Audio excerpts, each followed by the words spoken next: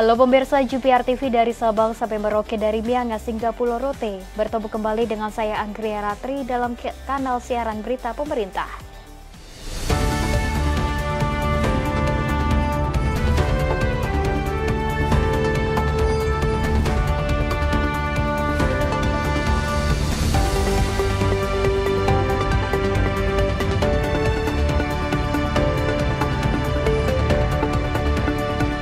Kita ke informasi yang pertama pemirsa. Menteri Keuangan Sri Mulyani menyatakan pemerintah berhasil melakukan 283 kali penindakan penyelundupan dalam kurun waktu 1 pekan terakhir.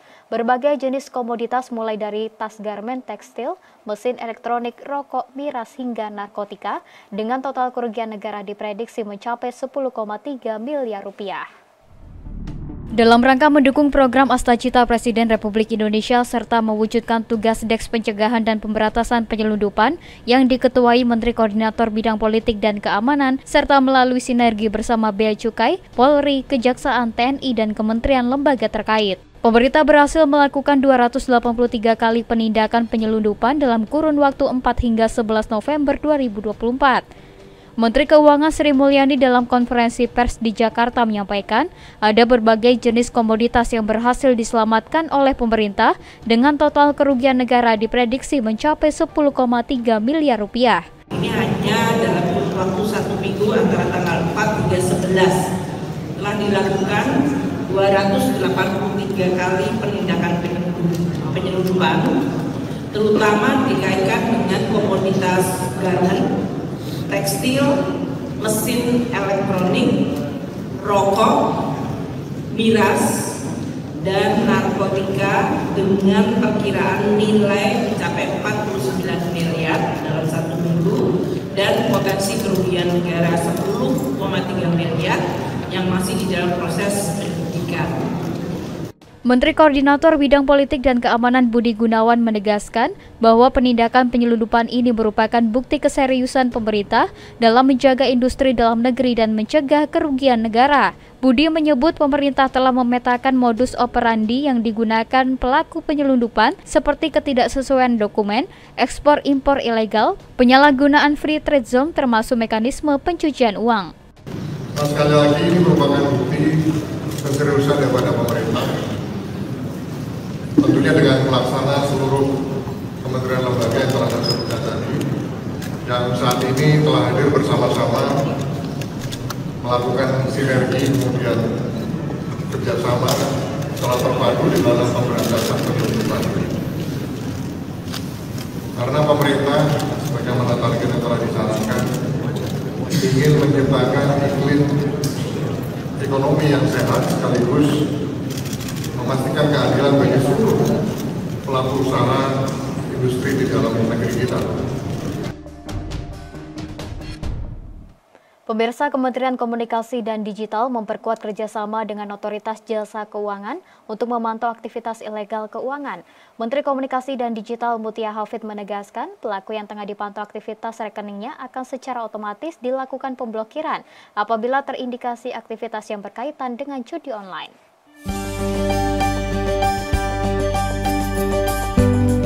Menteri Komunikasi dan Digital Mutia Hafid menegaskan akan memperkuat kerjasama dengan Otoritas Jasa Keuangan untuk memantau aktivitas keuangan ilegal di rekening secara menyeluruh untuk memberantas judi online. Selain memberantas bandar judi online, menurut Mutia, pelaku juga tengah dipantau aktivitas rekeningnya dan akan dilakukan pemblokiran apabila terindikasi adanya kejahatan ilegal judi online. Kami ingin mengingatkan, dengan perkuatan kerjasama seperti ini, semua rekening dapat dipantau. Jadi kami bukan mohon maaf ya, tapi ya memang ini harus dilakukan. Kalau ada indikasi kejahatan ilegal, termasuk pelaku judi online, pengguna ya, tentu yang besar-besar juga, tapi pengguna pun dapat terjerat dan terpantau rekeningnya. Dan kalau memang ini terpantau, mohon maaf, kita akan blok. Menkom Digi juga menegaskan bahwa pemerintah tidak akan main-main dalam memberantas judi online dan meminta kepada seluruh pihak, khususnya para penyelenggara sistem elektronik, untuk bekerja bersama-sama membantu Indonesia memerangi judi online. Kejahatan digital di dunia maya ini salah satu sarang-sarang paling utamanya ada di aplikasi-aplikasi sosial media terkhusus. Saya harus menyebutkan, mohon maaf kepada mereka. Meta, TikTok, apalagi X, dan lain-lain, Instagram pasti sudah termasuk. Yang ini kita minta kepada mereka untuk kemudian juga mengambil peran untuk membantu Indonesia memerangi judi online ini. Pemirsa, hari ini Menteri Komunikasi dan Digital Mutia Hafid bertemu dengan Ketua Dewan Komisioner OJK Mahendra Siregar membahas mengenai perkembangan judi online di Indonesia. Menkom Digi menyebut hingga pertengahan November 2024, setidaknya 10.000 rekening telah diblokir karena terindikasi adanya praktik judi online.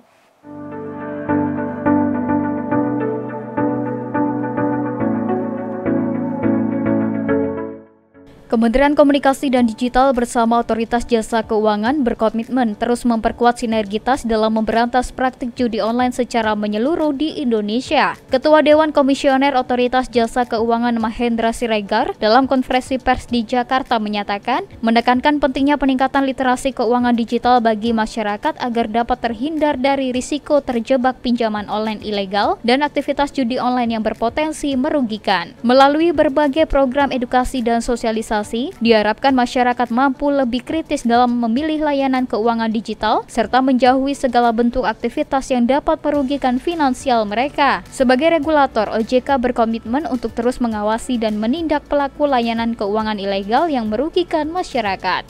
Kami sedang memfinalisasi satu pusat upaya untuk anti scam ya, atau penipuan dan langkah-langkah yang tidak sesuai dengan hukum yang menggunakan sarana perbankan, keuangan, payment system, marketplace maupun lain-lain. Ini adalah suatu gagasan dan membangun suatu kapasitas baru yang pada gilirannya diharapkan dapat semakin meningkatkan integritas dari sektor jasa keuangan, tapi juga di satu sisi lain memberikan pelindungan yang lebih baik kepada masyarakat. Pada kesempatan yang sama, Menteri Komunikasi dan Digital Mutia Hafid menegaskan, kerjasama ini merupakan wujud nyata pemerintah untuk bersatu padu melawan praktik judi online di semua lini, sesuai dengan arahan Presiden Republik Indonesia Prabowo Subianto. Ia melaporkan hingga pertengahan November 2024, Otoritas Jasa Keuangan bersama Kementerian Komunikasi dan Digital telah memblokir setidaknya 10.000 rekening yang terafiliasi dengan judi online. Saat ini Kemkom Digi juga akan terus mengembangkan situs cekrekening.id yang nantinya akan bekerja sama dengan Anti-Scam Center yang digagas oleh OJK untuk melindungi masyarakat dalam praktik judi online di Indonesia. Kemkom Digi juga akan terus mengembangkan situs cekrekening.id yang nanti insya Allah juga akan bekerja sama dengan Anti-Scam Center yang digagas oleh OJK. Ini juga untuk membantu literasi digital agar masyarakat bisa memilah mana yang kemudian terindikasi ada kejahatan keuangan digital dan mana rekening yang aman. Pemirsa, Presiden Prabowo Subianto menyebutkan alasan Indonesia berjuang untuk bergabung dengan berbagai organisasi internasional seperti BRICS dan OECD. Menurut Presiden, alasan Indonesia bergabung dengan organisasi internasional tersebut yakni semata-mata untuk mencari peluang terbaik dalam kemajuan ekonomi Indonesia dan kesejahteraan rakyat.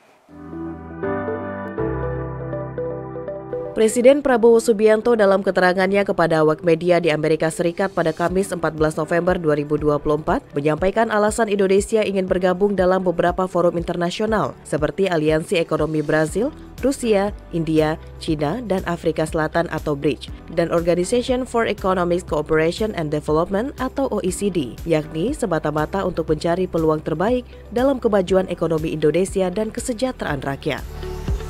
Menurut Presiden, jika Indonesia dapat bergabung OECD dan BRICS tidak menjadi persoalan, melihat Indonesia juga tergabung dalam Indo-Pacific Economy Framework atau IPF dan dalam tahapan melakukan aksesi Comprehensive and Progressive Agreement to Trans-Pacific Partnership atau CPTPP. Saya kira nggak ada masalah, kita juga ikut IPEF, kita ikut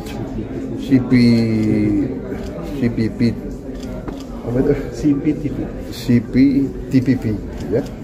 Jadi kita ikut beberapa kelompok untuk ekonomi, ya kita ingin mencari yang terbaik, peluang-peluang untuk ekonomi kita.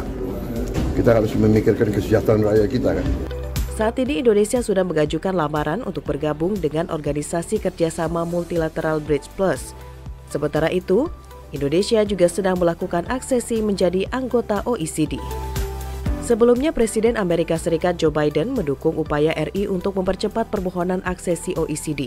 Amerika Serikat juga dapat bekerja sama dengan pemerintah Indonesia untuk memastikan keberhasilan dalam menyelaraskan standar dan praktik OECD, termasuk dengan mendukung Indonesia dalam melakukan semua reformasi ekonomi, tata kelola, perdagangan, dan ketenagakerjaan yang diperlukan. Pemirsa, kami akan segera kembali dengan informasi lainnya. Tetaplah bersama kami.